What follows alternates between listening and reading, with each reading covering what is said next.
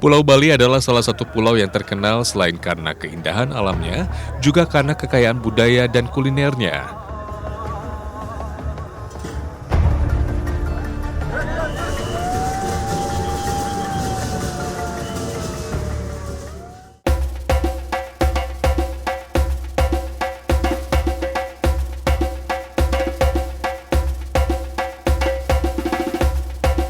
Salah satu makanan yang jadi andalan masyarakat Bali sejak dulu adalah jukut ares. Makanan yang satu ini terbuat dari batang pisang. Tidak setiap hari masyarakat di Bali memasak jukut atau sayur yang satu ini. Biasanya jukut ares hanya hadir sebagai hidangan dalam acara-acara keagamaan di Pulau Dewata.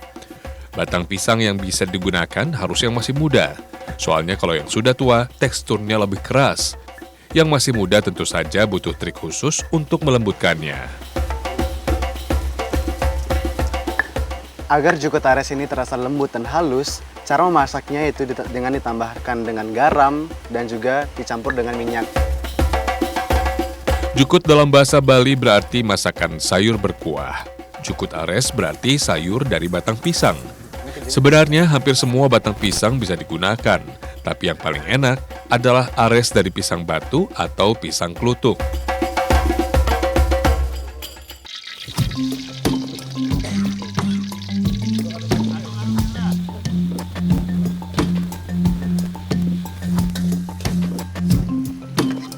Jadi biasanya kalau memasak itu airnya ditambahkan sebelum daging itu dimasukkan ya. Tapi berbeda dengan masak ares ini, air dimasukkan setelah daging ayam itu ditumis dengan bumbu dengan tujuan agar nggak amis ya. Bentar ya.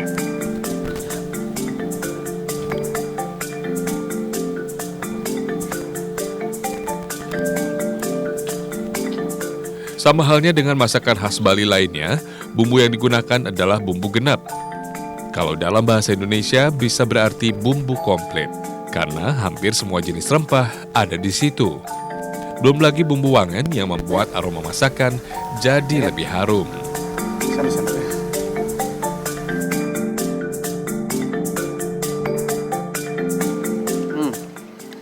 Rasanya itu gurih, sedikit pedas dan juga rasa amis dari ayamnya itu udah nggak ada lagi. Dan juga untuk teksturnya itu sedikit mirip jamur, tapi ada sedikit keras-kerasnya gitu.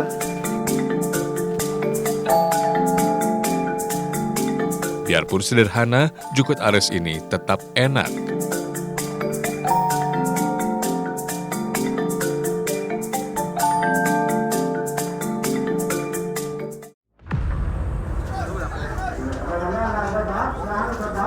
Selain kulinernya, Bali juga masyhur dengan kekayaan budaya dan tradisinya. Berbagai laku terus dipraktekkan demi menjaga hubungan antara manusia dan Sang Pencipta, manusia dengan alam, dan hubungan sesama manusia.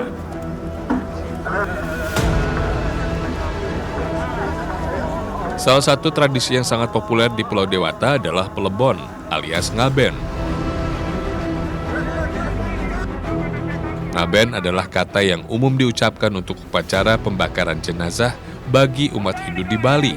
Sedangkan pelebon biasanya lebih khusus digunakan untuk kasta yang lebih tinggi, seperti ksatria dan brahmana.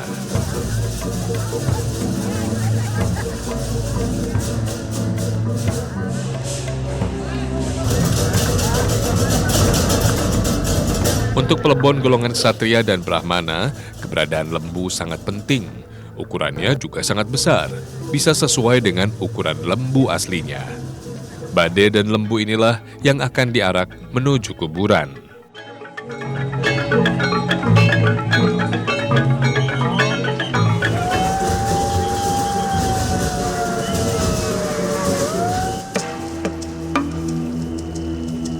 Ada yang unik saat iring-iringan pengantar jenazah ini. Setiap melewati perempatan, bade dan lembu ini harus berputar-putar 3 kali. Tujuannya agar arwah mendiang tidak kembali ke tempat semula.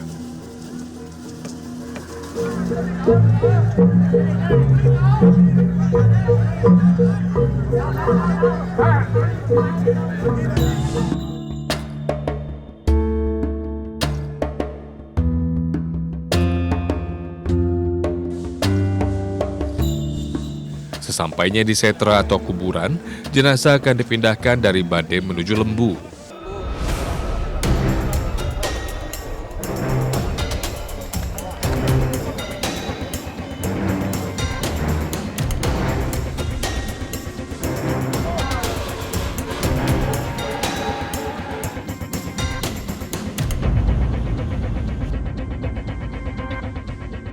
Ada dua jenis lembu, ada yang berwarna hitam dan berwarna putih. Biasanya lembu hitam untuk golongan kesatria dan lembu putih untuk golongan brahmana.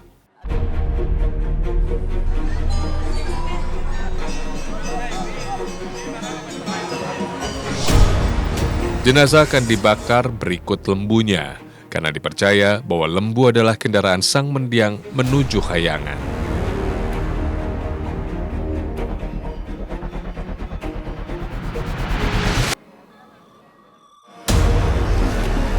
Jadi ngaben ini dalam umat Hindu dipercaya sebagai sarana untuk mempercepat manusia menuju Panca Mahabhuta atau Ide Sang Hyang Dewasa.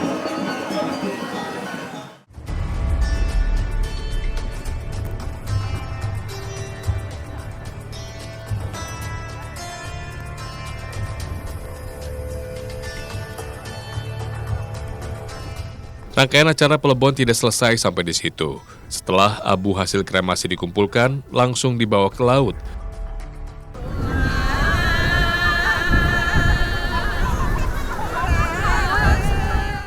Nama ritualnya adalah nganyut.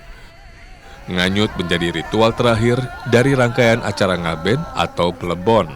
Setelah dilakukan doa terakhir, abu yang sudah dibagi menjadi 3 bagian dibawa ke tengah laut oleh keluarga terdekat.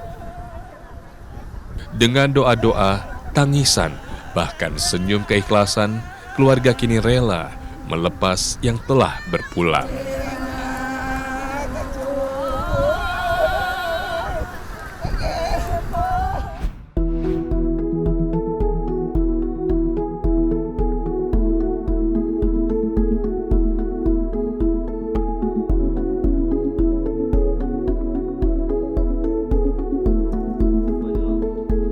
Selain kaya dengan kearifan lokal dan budayanya, Pulau Dewata juga kaya dengan ragam kulinernya.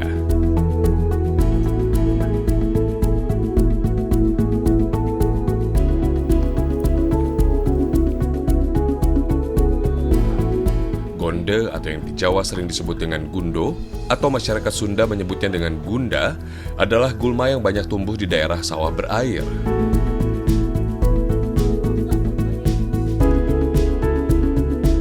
Di Bali, sayur gonde paling sering diolah menjadi plecing. Kalau di Jawa, sering dijadikan campuran bahan pecel. Ya Gus, sekarang kamu rebus dulu ya sana ya. Jangan lupa diisi garam.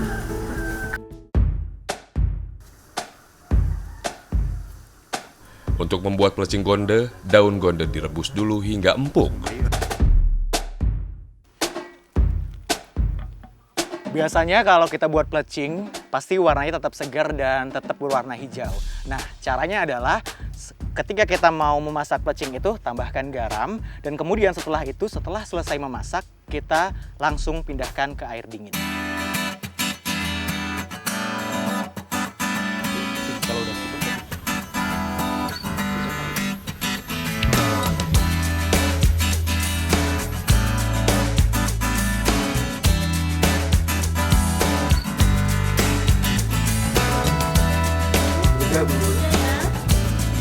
Setelah dingin, tinggal dicampur dengan sambal plecing yang super pedas.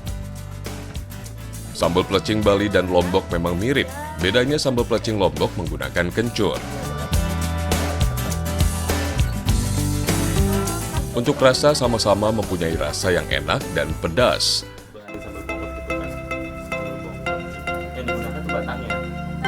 Untuk pendampingnya, kita dapat membuat sambal bongkot. Nah, sambal bongkot ini berasal dari batang tanaman kecombrang. Biasanya di daerah lain menggunakan bunganya, tapi di Bali tidak hanya menggunakan bunganya saja, tetapi batangnya juga bisa kita olah menjadi sambal bongkot. Bukan hanya bunganya, batang kecombrang juga memiliki aroma dan rasa yang khas. Yang penting harus diiris tipis seperti ini biar cepat matangnya.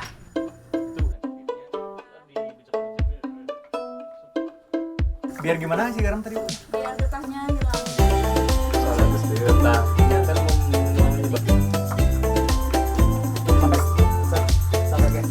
Setelah dicampur dan diremas-remas dengan garam, harus didiamkan sebentar sampai warnanya jadi kecoklatan. Tujuannya biar teroksidasi dan getahnya hilang. Jadi efek getir saat dimakan benar-benar hilang.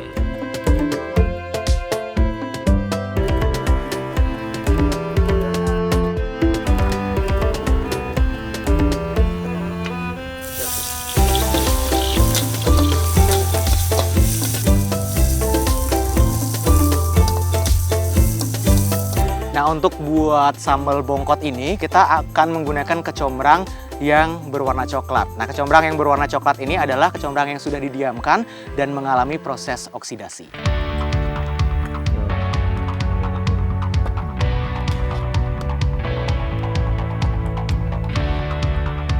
Setelah benar-benar harum dan semua bumbu telah menyatu, sambal bongkot siap disantap.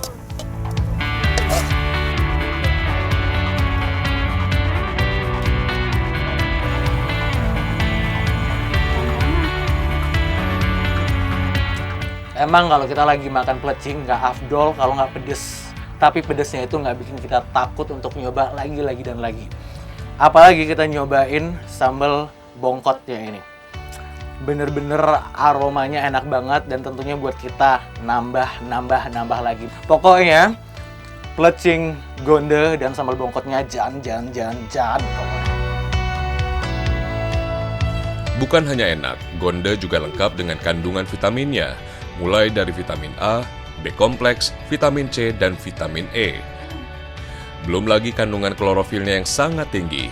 Bisa banget bikin si gulma padi ini bisa jadi makanan alternatif.